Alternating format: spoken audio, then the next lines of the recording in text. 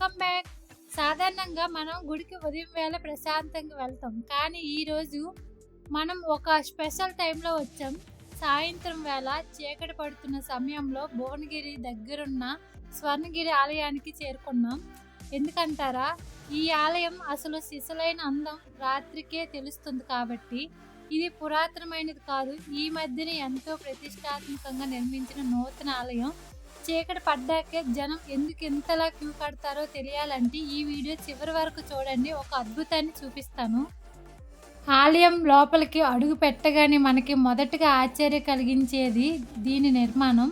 మీరు చూస్తున్న ఈ ఆలయం పూర్తిగా కృష్ణశిల, అదేనండి, నల్ల రాతితో నిర్మించబడింది. నేను ఆన్లైన్లో చదివిన దాని ప్రకారం వందలాది మంది శిల్పాలు ఎంతో కష్టపడి అద్భుతమైన ద్రవ్యణ శిల్పకళ రీతిలో ఈ రాతి కట్టడాన్ని చెక్కారు.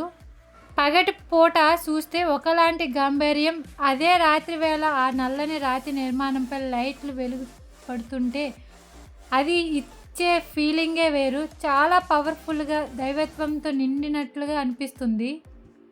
ఇప్పుడు అసలు విషయానికి వద్దాం. స్వర్ణగిరి అంటే బంగారు కొండ. ఈ ఆలయానికి ఆ పేరు ఎందుకు పెట్టారో రాత్రి చూస్తేనే అర్థమైంది.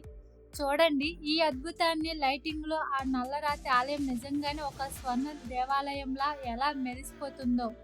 చీకటి ఆకాశం కింద ఈ వెలుగులో విన్యాసం కళ్ళు ఆర్పకుండా చూడాలనిపిస్తుంది.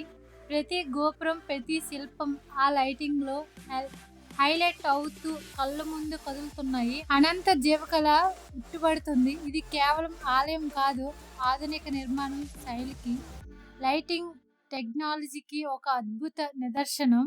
లోపల ఇంత వైభవంగా గర్భగుడి వైపు అడుగులు వేస్తుంటే మనసు నిమ్మలిస్తుంది. లోపల కొలువైన ఆ వెంకటేశ్వర స్వామి వారి దివ్య మంగళ స్వరూపాన్ని దర్శించుకోగానే మనసులోని అలజడి అంతా తగ్గిపోయి ఒక తెలియని ప్రశాంతత ఆవహించింది. ఆ అద్భుతమైన అనుభూతి కోసమే కదా మనం ఎంత దూరమైన వచ్చేది.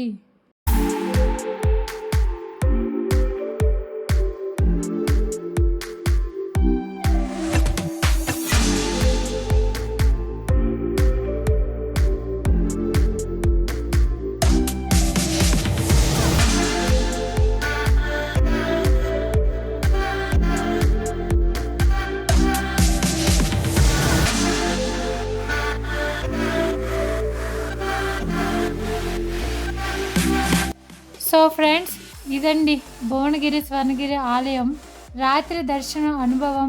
మీరు కనుక ఇక్కడికి రావాలనుకుంటే నా సలహా అయితే ఖచ్చితంగా సాయంత్రం 5 లేదా 6 గంటల తర్వాతే ప్లాన్ చేసుకోండి. ఆ లైటింగ్లో ఆలయాన్ని చూడటం ఒక గొప్ప ఎక్స్పీరియన్స్ అని చెప్తాను. ఈ వీడియో మీకు నచ్చితే లైక్ చేయండి, మీ ఫ్రెండ్స్ అండ్ ఫ్యామిలీతో షేర్ చేయండి. ఓం నమో వెంకటేశాయ. మళ్ళీ మరో మంచి వ్లాగ్తో కలుద్దాము.